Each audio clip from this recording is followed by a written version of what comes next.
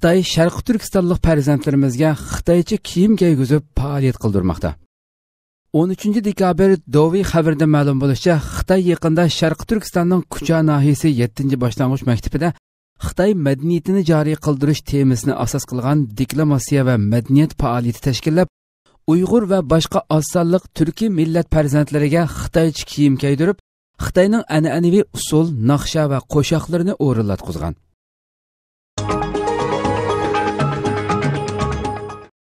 Xitoy chiroy farqlantirish sistemasini o'rnatishni tezlatmoqda.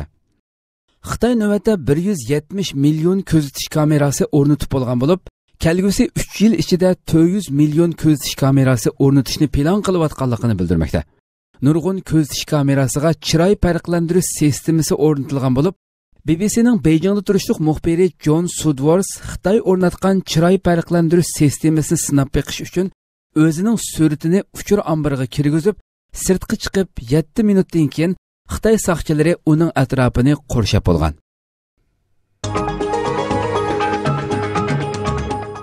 Xitoyning har bir oilaga 2 dan ko'z quloq o'rinlashtirganligi oshkorlandi.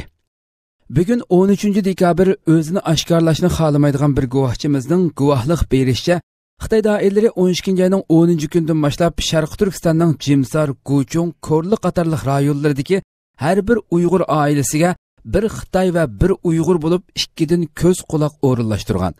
Mazkur 2 ko'z quloq oiladagilarning namoz o'qiydigan yoki o'qimaydiganligini, kim bilan aloqa qildiganligini, qisqasi oilaning har bir ish faoliyatini ko'rsatadigan bo'lib, egallagan ma'lumotlarimizga ko'ra, rayondagi aholilar ulardan qo'rqib namozmi o'qiy olmayotgan.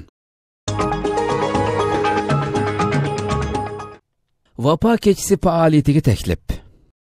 Turkiyada faoliyat olib berayotgan Sharqi Turkiston ma'rif va hamkorlik jamiyati butun xalqimizni oldimizdagi kunlarda o'tkazilmoqchi bo'lgan Vapa kechasi faoliyatiga taklif qildi.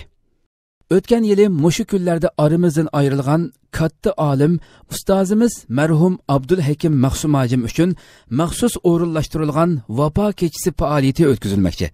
Faoliyatga marhumning yaqin do'stlari, yurt cho'nglari, o'quvchilari hamda ayollar hamshirlarimiz alohida taklif qilindi. Hurmat bilan Sharq Turkiston ma'rif va hamkorlik jamiyati. Faoliyat o'rni Zaytinburnu Kazlı Chashma Kultur san'at markazi, Oq dengiz saloni. Vaqti 2017-yil 12-oyning 22-kuni juma kech soat 18:30 da. Washingtonda chaqirilgan Atlantik kengashi Koreya vaqfisi munbirida so'z qilgan Amerika tashqi ishlar ministri Rex Tillerson bir balvoq bir yo'l siyosatini amaliyotda iqtisodiy taraqqiyotning davomi deyishga bo'ladi. Amerika Xitoyning iqtisodiy jihatdan taraqqiy qilishiga to'salg'u bo'lmayotdi. Biroq Xitoy iqtisodiy jihatdan xalqaroning qoida prinsiplari va qonunlari doirasida taraqqiy qilishi kerak. Xitoy bir balvoq bir yo'l siyosati orqali boshqacha qoida prinsip bekitishga urinayotgandek qiladi, dedi.